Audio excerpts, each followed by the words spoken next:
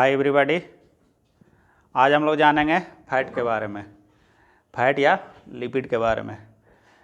ये भी one of the 3 micronutrients है जो हमें लार्ज अमाउंट में चाहिए, लेकिन हमें ये कार्बोहाइड्रेट और फैट से कम मात्रा में चाहिए। इसके बारे में ठीक से जान लीजिए, क्योंकि इससे भी मोटापा बढ़ता है और ये भी हमारे बॉडी में स्टोर्ड रहता है, और ये स्टोर्ड फॉर्म ऑफ एनर्जी है या सेकेंडरी फॉर्म ऑफ एनर्जी, ठीक है। और इसमें भी कई एक तरह का फैट्स होता है ना। तो उसके बारे में जान लीजिए ताकि आप लोग मार्केट में ठगे भी नहीं जाइए, है ना। तो पहले हम लोग चलते हैं कि इसमें जो टर्म्स यूज होते हैं उसके बारे में। लिपिड्स, लिपिड्स किसको कहते हैं? लिपिड्स जितने भी तरह के फैट्स हो गए, है ना, ऑयल हो गया, फैट्स हो गया, बैक्स हो गया, जितने भी तरह के फैट्स होते हैं ना, उसको सब मिला जुला के लिपिड कहा जाता है। लिपिड प्रोफाइल टेस्ट भी होता है, ब्लड टेस्ट देखते होंगे, उसमें हम लोग VLDL होता है test, very high density, very low density lipid, LDL low density lipid, HDL high density lipid, ये सब टेस्ट होता है। तो उसमें जितने भी तरह के फैट्स हो गए, चाहे खाने वाले हों या ना खाने वाले भी हों, जो उसी के जैसे हों, जैसे बैक्स भी एक फैट है, तो वो सब मिला जुला के एक टर्म है, ब्रॉड टर्म है फैट्स का, उसको लिपिड्स कहते हैं। और फैट जो होता है वो लिपिड के अंदर ही आता है, ये चीज़ें समझने के लिए। और फैट और ऑयल्स में क्या अंतर है? फैट जो होता है वो 20 डिग्री के टेम्परेचर पर वो जम जाता है, और ऑयल्स जो है 20 डिग्री और ज़रा माना बिलो, एकदम माने ये पिन पॉइंट रूल नहीं है, थंब रूल है, उसके नीचे नहीं जमता, ठीक है। अब ये जो हमारा प्रोटीन में हम लोग देखे थे तो 20% जो हमारा बॉडी वेट होता है वो प्रोटीन का होता है, जिसमें मसल्स होते हैं। अब मसल्स के अलावा फैट जो होते हैं वो होते हैं 10 से 15%, ठीक है। हमारे बॉडी का टोटल बॉडी वेट का 10 से 15% फैट का होता है, ठीक है। अब ये देखिए, 1 ग्राम फैट जो है, 1 ग्राम कार्बोहाइड्रेट, 1 ग्राम प्रोटीन, दोनों 4-4 किलो कैलोरी एनर्जी दे रहा था, लेकिन ये जो है 9 किलो कैलोरी एनर्जी देता है, ठीक है। उन दोनों से 2.25 गुना के आसपास। इसलिए ये स्टोर्ड फॉर्म ऑफ एनर्जी है, चूँकि स्टोर्ड रहता है, प्राइमरी सोर्स नहीं, प्राइमरी सोर्स तो कार्बोहाइड्रेट है। अब हम लोग देखिए, जिस तरह से कार्बोहाइड्रेट हम लोग का इंटेस्टाइन जो है पचाता था तो ग्लूकोज में तोड़ देता था, और ये प्रोटीन जो है एमिनो एसिड्स में टूट करके ही एब्जॉर्ब होता है, उसी तरह से फैट जो है उसको ये फैटी एसिड्स और ग्लिसरॉल में तोड़ता है बॉडी हमारा, ठीक है। अब फैटी एसिड्स कई एक तरह का होता है, देखते हैं हम लोग। तो जब हम लोग फैट खाए, ठीक है, तो ये इसका डाइजेशन कैसे होता है ये देख लीजिए, हल्का सा इसको देखिए। फैट खाए तो हम लोग का ओसोफेगस होते हुए स्टोमक गया, स्टोमक के पार जब ड्यूडेनम में गया, मतलब स्मॉल इंटेस्टाइन में, तो वहाँ हाइड्रोलाइसिस होता है या सैपनिफिकेशन करता है। लीवर जो है जो बाइल जो प्रोड्यूस करता है वो गॉल ब्लाडर में स्टोर्ड रहता है, और गॉल ब्लाडर जो है सीधे जब फैट आता है तो उसको इंटेस्टाइन में भेज देता है, स्मॉल इंटेस्टाइन में, और उसको सैपनिफिकेशन, उसको छोटे छोटे मॉलिक्यूल में तोड़ देते हैं। जैसे कैसे हम लोग तेल हाथ में लगा हुआ रहता है, उसको साबुन से धोते हैं तो वो टूट करके हाथ साफ हो जाता है, उसी तरह से वो छोटे छोटे मॉलिक्यूल में तोड़ देते हैं। और पैंक्रियाज से जो एंजाइम निकलता है लाइपेजेज, वो है उसको तोड़ देता है, ठीक है। तो डाइजेस्ट होकर के ये टूटता है फैटी एसिड में और ग्लिसरॉल में। फैटी एसिड्स फैट हो गया, और ग्लिसरॉल जो है, ग्लिसरॉल का मतलब समझिए, ग्लिसरीन जो हम लोग मार्केट में देखते हैं ना, वो ग्लिसरॉल ही होता है। मार्केट में जो बिकता है ग्लिसरॉल, उसको ग्लिसरीन कहते हैं, है ना। और जो हमारा बॉडी फैट तोड़ करके जो बना देता है उसको ग्लिसरॉल कहते हैं। ग्लिसरॉल के बारे में आगे हम लोग चर्चा ना करेंगे या कम करेंगे, तो इसके बारे में मैं अभी बतला देता हूँ। ये हमारे इंटेस्टाइन में वाटर को अट्रैक्ट करके रिटेन करता है, ठीक है। और वाटर को रिटेन करने के लिए वो जो है ये अब कुछ मात्रा में ब्लड में भी जाता है, ये सारा एब्जॉर्ब नहीं होता, कुछ मात्रा में पास आउट हो जाता है स्टूल से, और कुछ मात्रा में एब्जॉर्ब हो जाता है। तो वाटर को रिटेन करता है, इसलिए वो जो हमारा फूड स्टफ है वो थोड़ा सा लिक्विडिटी रहता है उसमें, और वो इंटेस्टाइन के मुंह में मदद करता है, मूवमेंट में मदद करता है, ठीक है। इससे कंस्टिपेशन दूर होता है। लेकिन अगर हम ज़्यादा खा लिए फैट तो क्या होगा? यहीं देखिए जब ज़्यादा खा लेंगे तो ग्लिसरॉल भी ज़्यादा, जाहिर सा बात है कि बनेगा। इससे ज़्यादा खराब इससे हो जाता है पेट हम लोग का। ग्लिसरॉल जब ज़्यादा खा लेंगे तो पेट को हाइपर एक्टिव कर देगा, पेरिस्टाल्सिक मूवमेंट ज़्यादा होगा, पेट में गुड़गुड़ गुड़गुड़ होने लगेगा, ठीक है। और गुड़गुड़ होने लगेगा, लार्ज इंटेस्टाइन में क्रैम्पिंग पेन के साथ मोशन हो जाएगा, है ना, लगेगा कि जैसे पेट में मरोड़ दे करके पैखाना होना ग्लिसरॉल खाना। इसलिए देखते होंगे जब किसी को डिसेंट्री होता है पेट में मरोड़ दे करके, या लीवर में कोई प्रॉब्लम होता है तो फैट खाने के लिए डॉक्टर बोलते हैं कि बंद कीजिए या कम कीजिए, ठीक है। तो ये समझे ग्लिसरॉल के बारे में। ग्लिसरॉल जब ब्लड में जाता है ना तो वहाँ भी ये थोड़ा वाटर को रिटेन करके रखता है, इसलिए ये एक अच्छा चीज़ है। लेकिन अगर यही ज़्यादा अमाउंट में हो जाएगा तो हानि करेगा, ठीक है। अब फैटी एसिड्स का आते हैं। ये फैटी एसिड जो है ये टोटल के टोटल एब्जॉर्ब कर लेता है हमारा इंटेस्टाइन, है ना। अब जब इंटेस्टाइन एब्जॉर्ब करता है तो हम लोग इसी का फंक्शन है मेनली, ये फैटी एसिड्स का जो भी हमारे फैट का जो वर्क है हमारे शरीर में, मेनली हम लोग इसी के बारे में जानेंगे, फैटी एसिड। इसी को हम लोग फैट्स भी कहेंगे या कहते हैं, बाद में जब हम लोग चर्चा करेंगे तो फैटी एसिड्स को ही हम लोग फैट कहेंगे, क्योंकि मेन यही है। तो फैटी एसिड्स कितने तरह के होते हैं, इसी को एब्जॉर्ब करता है। जैसे मान लीजिए कि यूनिट है फैट्स का, जो हम लोग खाते हैं उसका यूनिट है। कार्बोहाइड्रेट का कौन सा यूनिट है, ग्लूकोज। प्रोटीन का कौन सा यूनिट है, एमिनो एसिड्स। और फैट का कौन सा है, फैटी एसिड, ठीक है। और फैटी एसिड्स अब कितने तरह के होते हैं, नंबर में देख लिया जाए तो ऑलमोस्ट 20 to 24 होते हैं, ठीक है। बहुत सारे होते हैं, बाद में धीरे धीरे देखिएगा। अमीनो एसिड की तरफ 20 to 24 एकदम फिक्स नहीं है। तो ये जो है फैटी एसिड्स ब्रॉडली हम लोग दो भागों में बांटते हैं, saturated and unsaturated. Saturated fatty acids जो है या सेचुरेटेड फैट्स जिसको हम लोग कहते हैं, बाज़ार में भी डिब्बा बंद चीज़ों में देखिएगा ये लिखा हो रहेगा सेचुरेटेड अनसेचुरेटेड, ठीक है। सेचुरेटेड फैटी एसिड जो मान के चलिए कि उसको कहते हैं जो नॉर्मल रूम 20 डिग्री पर जो है ना जम गया, ठीक है, उसको हम लोग सेचुरेटेड कहते हैं मोटे तौर पर, ठीक है। अब इसका सोर्सेज देख लीजिए, यहीं पर जितना भी एनिमल सोर्सेज है, एनिमल का फैट है उसमें सेचुरेटेड रहता है फैट, सेचुरेटेड फैटी एसिड। हालांकि दोनों मिले जुले हुए रहते हैं, अनसेचुरेटेड और ये सेचुरेटेड दोनों मिले हुए रहते हैं, लेकिन ज़्यादा करके सेचुरेटेड होते हैं एनिमल फैट। एनिमल फैट्स का मान लीजिए कि घी हो गया, है ना, बटर है, फिर मीट में भी होता है। मटन्स में देखिए, एक चीज़ हम आप लोगों को बतलाते हैं मटन्स के मीट के बारे में। जिस किसी का भी मीट हो और जो जितना लाल होते रह जाता है उसमें उतना ही फैट कंटेंट्स बढ़ते जाता है। जैसे आप लोग देखिएगा कभी कभार वो जो मछलियाँ रहती है, रेहू, कतला, ग्रासकर, नैनी, ये सब का जो फ्लैश होता है उसका उजलापन देखिएगा, उजला रहता है। और जब मटन देखिएगा ना वो लाल रहेगा, या बड़ा बड़ा जानवरों का मीट भी जो होता है लाल ही होता है, तो उसमें ज़्यादा फैट है, असेचुरेटेड फैट ज़्यादा, ठीक है। ये इसमें भी देखिए चिकन का जो ब्रेस्ट का पोर्शन है ना, चिकन ब्रेस्ट जिसको कहते हैं, वो उजला लिए हुए रहता है, वो लीन सोर्स ऑफ प्रोटीन है। और बाकी जो थाई वाला पोर्शन, लेग पीस जो हम लोग मांग करके खाते हैं, है ना, तो वो होता है उसमें फैट रहता है, लालिमा लिए हुए रहेगा। गौर कीजिएगा, आगे से देखिएगा, इसी से पकड़िएगा। जब हम लोग को फैट नहीं खाना रहा है या कम खाना रहा है तो इस पर ध्यान देंगे कि वही चीज़ खाएं जो वाइटिस मीट रहे, है ना। चलिए, तो ये हो गया एनिमल फैट्स के बारे में। लेकिन यहाँ भी एक्सेप्शन है, क्योंकि हमारा दुनिया जो है एक्सेप्शन से भरा हुआ है। तो इसमें क्या एक्सेप्शन है, एक्सेप्शन फिश ऑयल है। मछली का जो तेल रहता है ना, जैसे बाज़ार में बिकते हुए देखते होंगे, कॉड लिवर ऑयल, है ना, वो जो है अनसेचुरेटेड फैट, ठीक है। अब सेचुरेटेड अनसेचुरेटेड फैट को दो भागों में बांटते हैं, mono unsaturated and poly unsaturated. अब इसमें बहुत ज़्यादा डिफरेंस करने की ज़रूरत नहीं है, जान लीजिए कि उसमें फैटी एसिड्स और का जो कम्बिनेशन है, चेन का एक रहता है, उसी का अंतर रहता है, पॉली में ज़्यादा रहता है। लेकिन हम लोगों को उतना डीप जाने का ज़रूरत नहीं है, क्योंकि हम लोग जनरल अवेयरनेस के लिए जान रहे हैं ये सब चीज़ें। तो mono unsaturated and poly unsaturated दोनों ही अच्छे फैट्स में गिनती आते हैं। ये इसको सेचुरेटेड फैट जो है ना हम लोगों को बहुत ही कम मात्रा में चाहिए, लेकिन ये ज़्यादा मात्रा में चाहिए इसके तुलना में।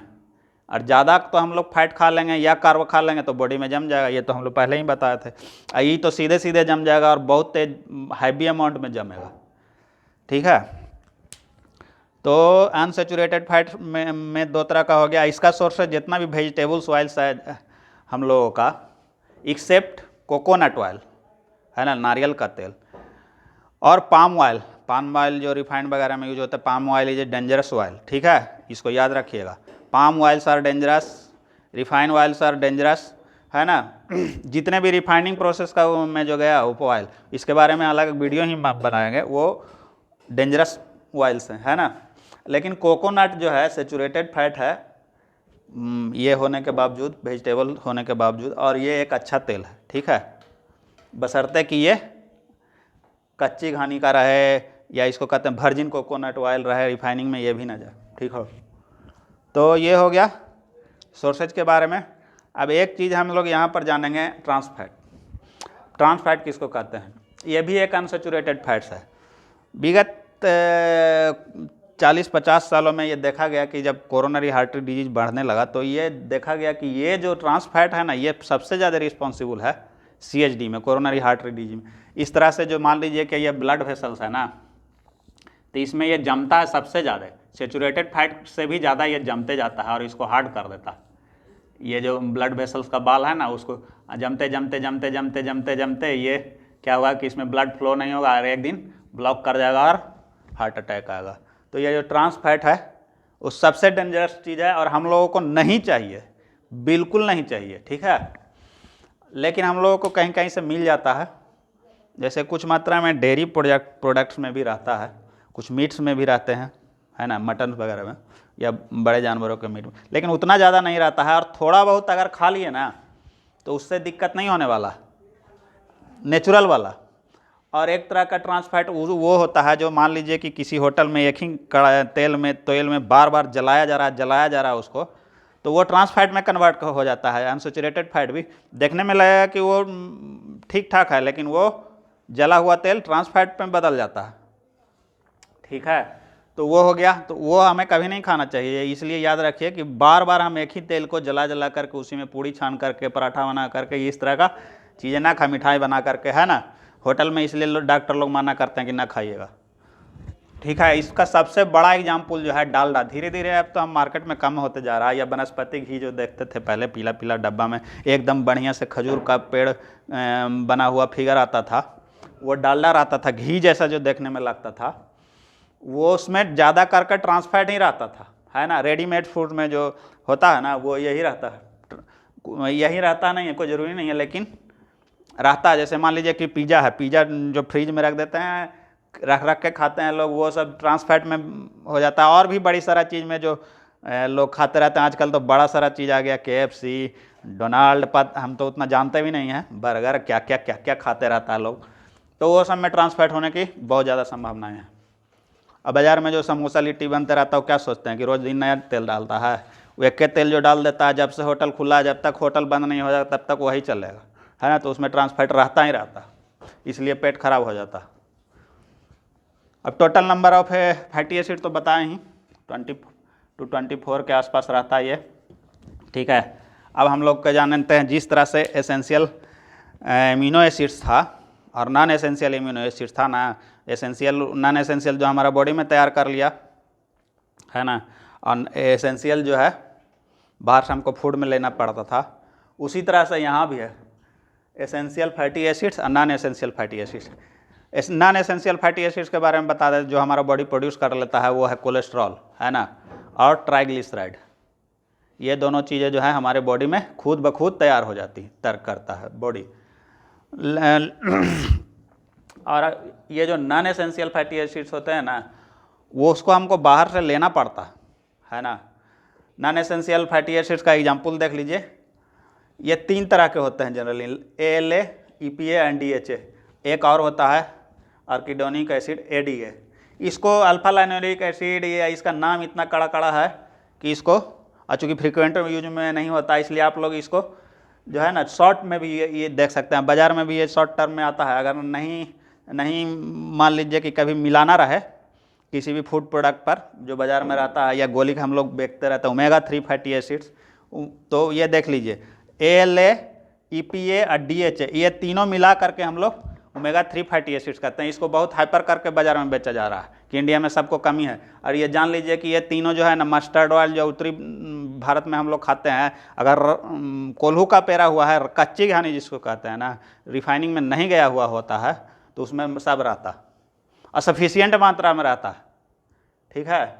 और उसको हम लोग खाते रहते हैं। यहाँ के जरूर लोगों को ये चीज़ें ओलिव ऑयल बाज़ार से ख़रीद करके विदेश वाला और तरह तरह के चीज़ें खाने का, ये गोली तो फिश ऑयल, ये सब चीज़ें खाने का कोई ज़रूरत ही नहीं है अगर हम शुद्ध सरसों तेल खा रहे हैं। या फिर सबसे ज़्यादा तो ये तीसी का तेल में रहता है, अलसी का तेल जिसको कहते हैं, फ्लैक्स सीड, है ना, खूब रहता है, जिसको कि हम लोग स्वाद के चलते छोड़ते जा रहे हैं, है ना। तो इसको हम लोग ध्यान रखिएगा। एक और होता है आर्किडोनिक एसिड, ये भी एसेंशियल फैटी एसिड्स होता है। लेकिन ये तीन जो है ऊपर वाला ALA, EPA और DHA, ये तीनों मिला करके हम लोग एसेंशियल ओमेगा 3 फैटी एसिड्स कहते हैं। और ये एसेंशियल है, मतलब हम लोगों को बाहर से लेना ही पड़ता है। और भी ऑयल्स जो हम लोग के एरिया में होता है, जैसे groundnut oil, rice bran oil, चावल का धान का छिलका जो होता है उससे जो तैयार होता है, फिर राई का तेल, है ना, ये सारा तेल जो हम लोगों के यहाँ होता है, सनफ्लावर ऑयल, सब में रहता है मोटा मोटी। अगर सिर्फ रिफाइनिंग प्रोसेस में नहीं जाना चाहिए, ठीक है। तो रिफाइंड ऑयल कभी नहीं खाइएगा। और रिफाइंड ऑयल ये डालडा, है ना, फिर ये एक दो पाम ऑयल अगर किसी भी चीज़ में नहीं खाओगे, ये भी लगाने वाला में भी तो नहीं खा, ये कीजिए, है ना। और ओलिव ऑयल के पीछे मत भागिएगा, ये बात याद रखिए। ओलिव ऑयल जो है ना, कुकिंग के लिए तो सबसे ख़राब चीज़ है। अगर कच्चे खा रहे हैं तो फिर ठीक है, अगर कुक कर रहे हैं ना, तो देखिए ज़्यादा हीट पा करके वो डिस्ट्रॉय होता है, वो भी ट्रांसफैट में बदल जाता है। इसलिए ओलिव ऑयल के पीछे नहीं भागिए, है ना। हमारा जो मस्टर्ड ऑयल है उसका ज़्यादा डिग्री टेम्परेचर जो चला जाता है ना, तो भी वो टूटता नहीं है, ट्रांसफैट में कन्वर्ट नहीं होता, है ना। ओलिव ऑयल वो वेस्टर्न कंट्री वाले लोगों के लिए वहाँ बहुत होता है, वो यहाँ करके बेचने के लिए हम लोग के मस्टर्ड ऑयल को ख़राब कहते हैं। और ये अमेरिका में भी मस्टर्ड ऑयल में तो वहाँ बैन लगा दिया कि इसमें यूरिक एसिड होता है ना। यूरिक एसिड जो हार्ट और कार्डियोवास्कुलर डिजीज को बढ़ाता है। यहाँ से कम नहीं है, वहाँ जो है हम लोग का जानकारी के अभाव में होता है ये कार्डियोवास्कुलर डिजीज, खास करके शुगर वगैरह हो जाता है तो। और सेडेंट्री लाइफ स्टाइल, जरा सा पैसा आया नहीं कि चालू कर दिया अपना सेडेंट्री लाइफ स्टाइल, खाए पिए सोए ऐश किए। चलिए अब हम लोग ये देखते हैं, इनविजुअल फैट के बारे में जान लेते हैं। विजुअल फैट और इनविजुअल फैट। विजुअल फैट हो गया कि जब हम लोग किसी भी नेचुरल सोर्स से हम लोग उसको निकाल लिए तेल को, जैसे हम लोग बादाम से भी तेल निकाल लेते हैं, छोटी बादाम हो चाहे बड़ी बादाम, मतलब मूंगफली हो या आलमंड्स, दोनों से तेल निकाल लेते हैं बाज़ार से में जो बिकता है। अखरोट से भी चाहें तो तेल निकाल लेगा, है ना, सरसों से, राई से, तीसी से या अलसी जिसको कहिए, है ना। तो वो निकाल लेते हैं और वो दिखाई दे देता है, तो वो हो गया विजुअल फैट, है ना, जिससे हम लोग तेल निकाल लेते हैं। इनविजुअल फैट जिसके नेचुरल सोर्सेस से हम लोग फैट्स ऑयल नहीं निकाल सके, वो हो गया इनविजुअल फैट। जैसे में आ गया राइस, समझ रहे हैं, राइस में भी फैट होता है, व्हीट में भी फैट होता है, 1 से 3% तक का फैट हो सकता है, मान कर चलिए 2 से 3% होता ही होता है, समझे। तो हम लोग जब राइस लार्ज अमाउंट में खाते हैं, रोटियां लार्ज अमाउंट में खाते हैं ज़रूरत से ज़्यादा, तो उसमें उसका तो कार्बोहाइड्रेट जमता ही बॉडी में है और उसका फैट भी जमता है। इतना इतना जो भात खाते हैं लोग ना, या 5-5 रोटियाँ खाते हैं और खिलाते भी हैं बच्चा सबको। तो इस पर सावधानी हम इसलिए बरतने कहते हैं कि रोटी और चावल हम लोग उतना ही खाएं जितना ज़रूरत हो, और सिर्फ उसी को नहीं खाएं, और भी सारे चीज़ों को खाएं। तो ठीक है, देख रहे हैं ये इनविजुअल फैट्स।